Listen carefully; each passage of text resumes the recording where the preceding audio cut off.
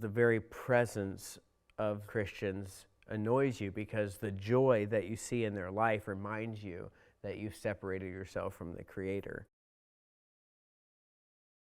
My name is John Allen Harrett. I was born in North Carolina, but lived most of my adult life in Jacksonville, Florida. I was one of 4 children, raised in a Christian home. I knew all the right answers. We were always in church, but it was my parents' faith and not mine. I traveled on Christian drama teams. My senior superlative was Best Christian Testimony. I had everybody fooled but God. Several times throughout the course of my life, seeds of confusion, of a robbing of innocence through exposing me to pornographic materials, and then also in an instance of molestation. As the son of a preacher, when I rejected God and took God out of the equation, there's no moral absolutes. So I did whatever drug I felt like and stripped for a living, making a living in college. Did the gay circuit party and club scene. That was killing me, so I cleaned myself up from gay cokehead stripper to just gay business owner, and that's when I opened the dinner theater and restaurant with a business partner and tried to do things a little bit better, but ultimately God was nowhere there.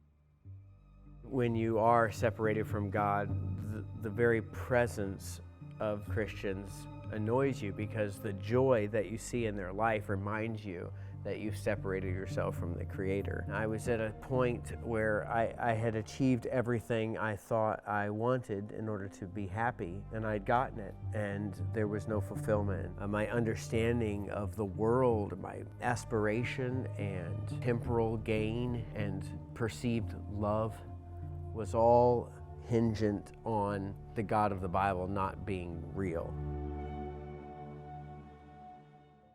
July 7th of 2007, I surrendered to the God of the Bible being real and His Word having a say in my life. I walked away from my business. I hit restart, or God hit restart. Ended up opening a Christian coffee shop in Jacksonville, Florida, and I was doing handyman work and building a house with my dad on 10 acres in North Florida, but God was calling me to be part of something bigger. And I plugged into a local church. Ray Brunson was a godly influence. When he was called to be part of a church plant in Los Angeles, I felt God calling me along with to help any way I could. And it was clear God had given me a mission and a call to go and help the church plant in Los Angeles called Story City Church. God started letting me work in the art department of film and television industry, and then I started singing with a gospel quartet. And then in 2019, I met my future wife, and in 2021, I got married here at Story City Church. God is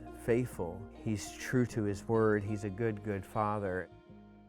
I never wanted to be known as an ex-sinner. I think so often we put so much impetus on who a person was before they knew Christ. The Word says, I am crucified with Christ, therefore I no longer live. Jesus Christ now lives in me. 1 Corinthians says, be not deceived, neither fornicators, nor idolaters, nor adulterers, nor slanderers shall inherit the kingdom. The first thing in that list is fornicators. So it's not a matter of heterosexual or homosexual. It's, do you understand that there's a thing called fornication? And God says, no. When God and His Son and the law that He completes is rightfully laid out in a human's life, He is a rewarder of them that diligently seek Him.